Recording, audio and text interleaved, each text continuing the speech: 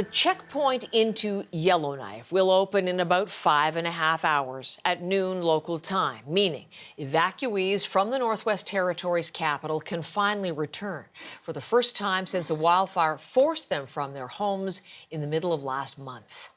It's time. It is way past time to leave, you know. It feels good. It feels good to head back, yeah. Get home and get settled in again. I'm excited. I want to sleep in my own bed, and I just want to see my house. A steady stream of essential workers have been returning to Yellowknife by road and plane over the last 2 days, making sure critical services and infrastructure like healthcare, like gas and groceries, waste and water management, all in place for the general public's return.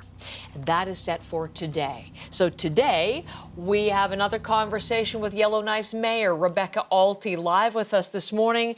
Mayor Alty, on this day of days, good morning. Good morning is right. Yep, it's a long 3 weeks, but the day has arrived that folks get to come home. Let's just be clear. Has anything, a new fire danger or any sort of new challenge suddenly surfaced that's going to jeopardize the plans, or is still everything a go for today? I would have to knock on wood.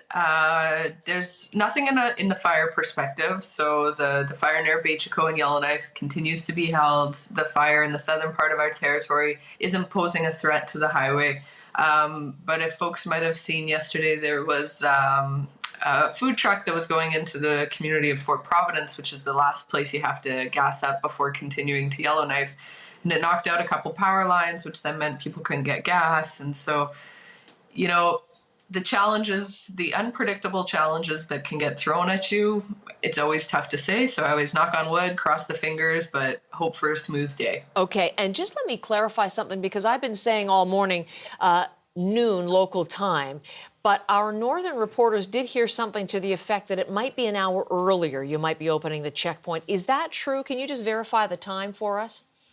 Yes, and I was going to mention that. Okay. So the first evacuation flight is now scheduled for 11 a.m. So the checkpoint and the evacuation order are going to get lifted at 11 a.m. so that flight's in compliance with the law. So I can hear the cheers going up. 1 hour earlier, yeah, people get in. Exactly. Okay, yeah. We will change our coverage. That's important breaking news and an important detail. So 11 o'clock local time, 1 hour earlier. Correct. We've talked so often over these weeks. We know that fire didn't touch the structures in your capital city, but it's not going to look like the same Yellowknife. People who are coming into the city now to return home, what should they brace for?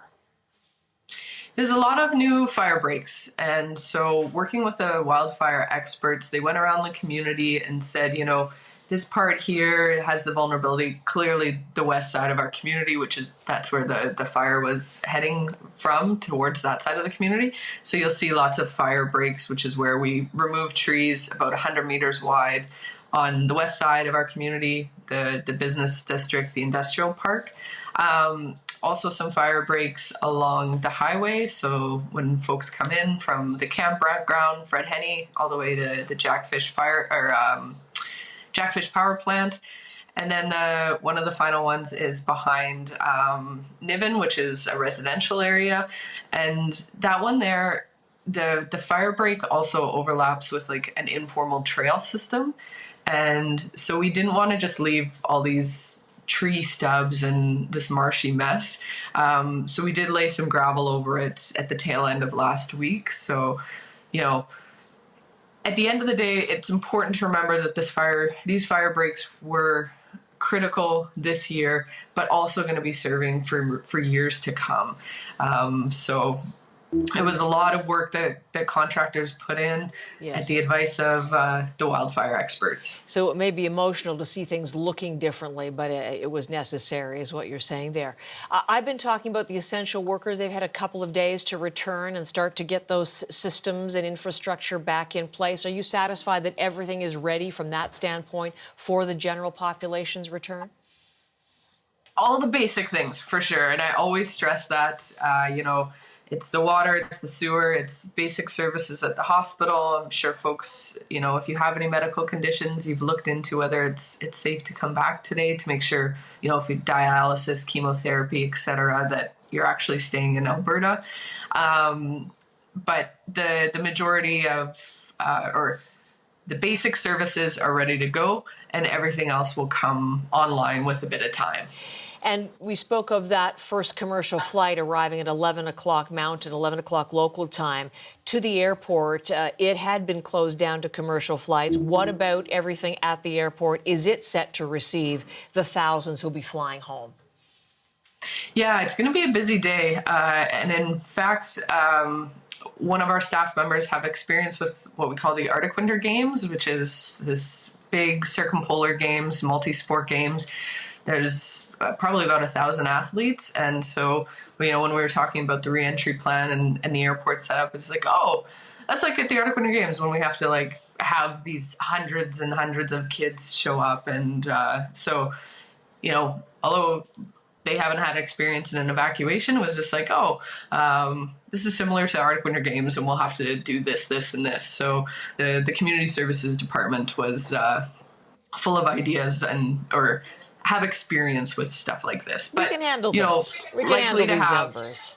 Yeah, likely to have some hiccups, likely to have some lines. So, I know we're all eager to get home, be in our beds, take a shower at home after a long time away.